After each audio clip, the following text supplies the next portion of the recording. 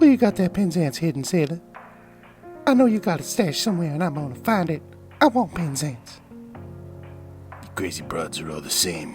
You just want me for my Penzance. That's smarts.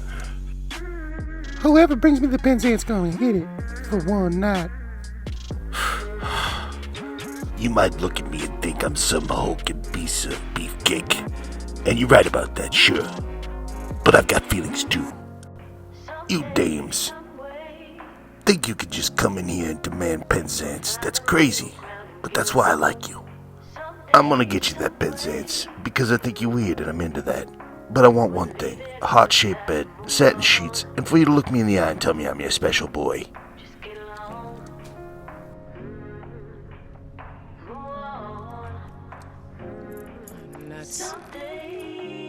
I got your Penzance, Blondie. I want you, sailor.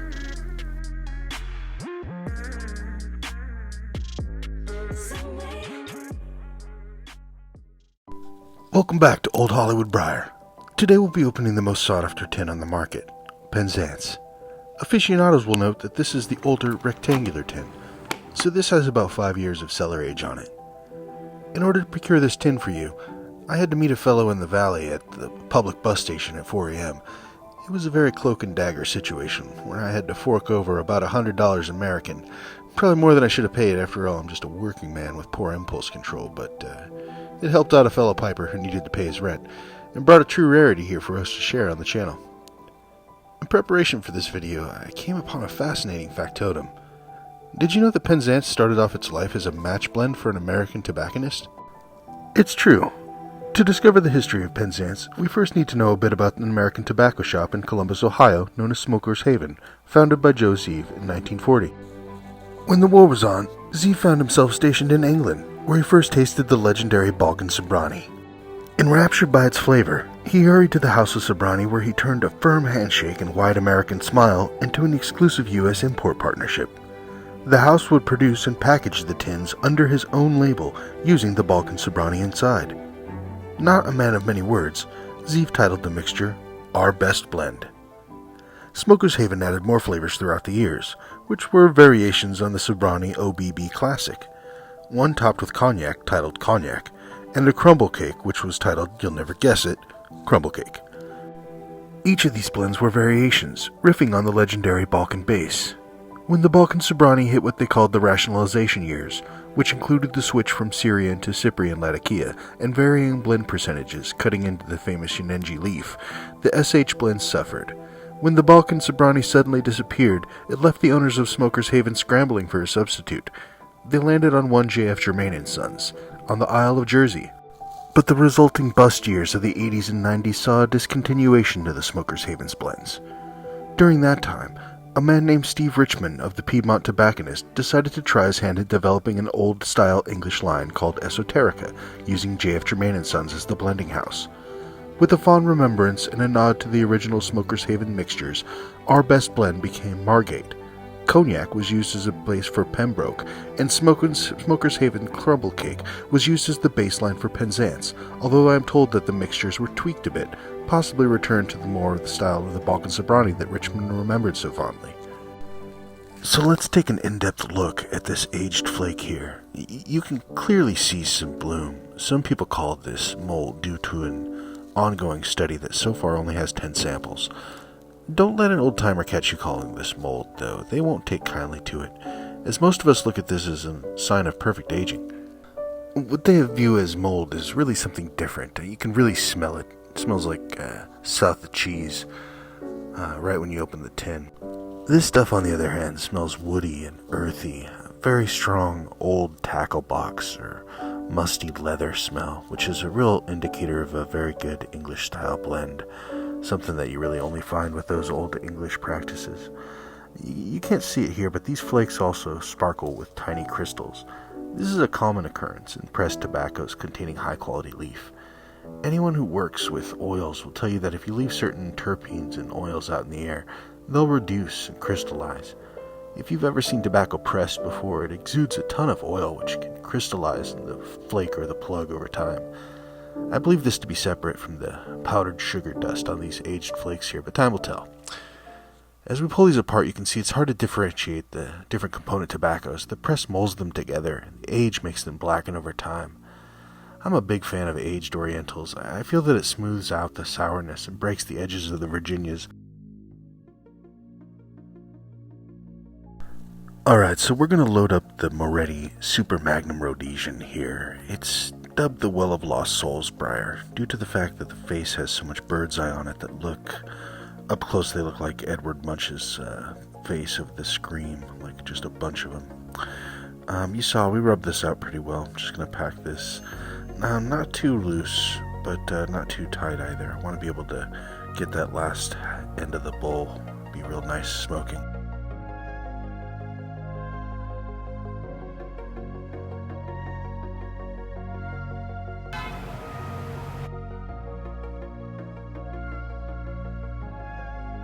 No, on first light, it's really the Turkish and the Orientals just singing here. I mean, playing first chair like Paganini. And they're aged here, so they're just really well-rounded. But I would imagine that they're really just nicely defined when they're new, too, because that press is just really molding them out really nicely.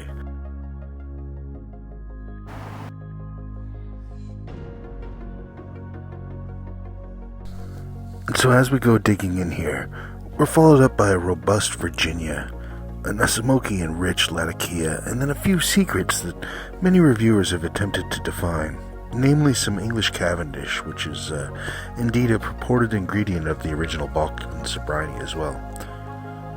You know, Penzance is made on an island in the English Channel called Jersey.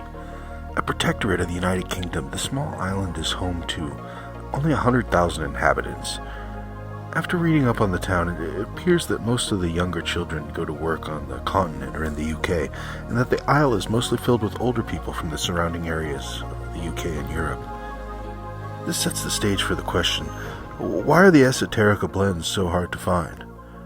To that I would say, I would imagine being an island, and being that there's mostly, older gentlemanly types, it moves at a slower pace, and when you smoke this, that's what it tastes like. It tastes like a slower pace. It's rich, it's creamy, it's Oriental forward, it's beautiful, but there's something to the processing that makes it very different from brands like the Balkan Sassini or Balkan Supreme by Peter Stokkebye, or say Durbar by Dunhill. Just an all-around, really stand-out blend, something that's very, very different. So to answer that burning question, does Penzance live up to the hype? Yes, it does. And are there great Oriental blends out there that are good replacements? Of course. One of my all-time favorite blends is the much overlooked Balkan Sassini, which is a lot like Penzance, but without that bit of magic that only J.F. Germain and Sons can provide. And now with all that said, if you haven't tried Oriental blends, or you don't know if you're a fan of them yet, do not start here.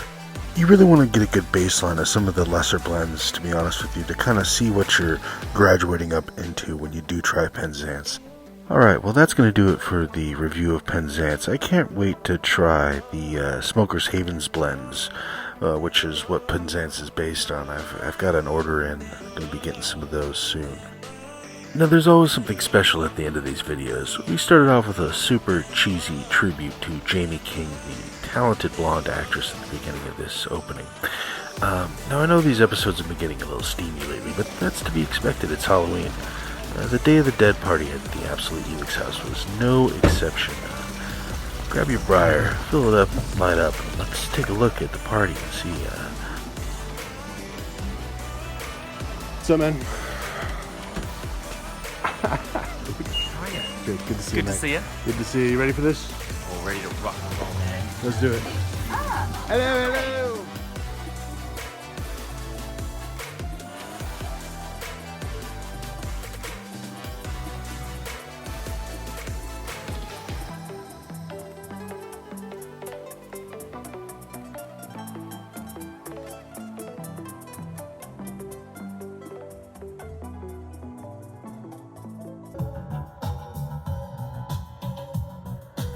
I'm just kind of walking around here before the party gets started.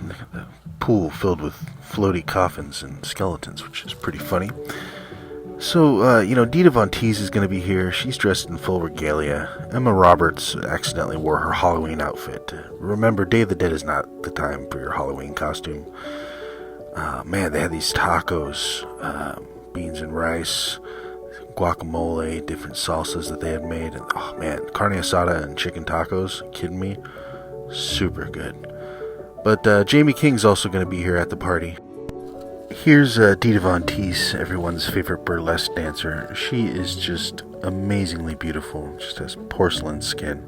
Every time we have parties at this house, everybody likes to wander around and take photos because the house is just very beautifully decorated and very tastefully done. Here's Jamie King wearing that cat suit by B. Ackerlin. Just an amazing design there. Really matches, blends in with the wallpaper. I was also really thankful to have this moment with Jamie because we were able to create a nice little piece of artwork here that you can see.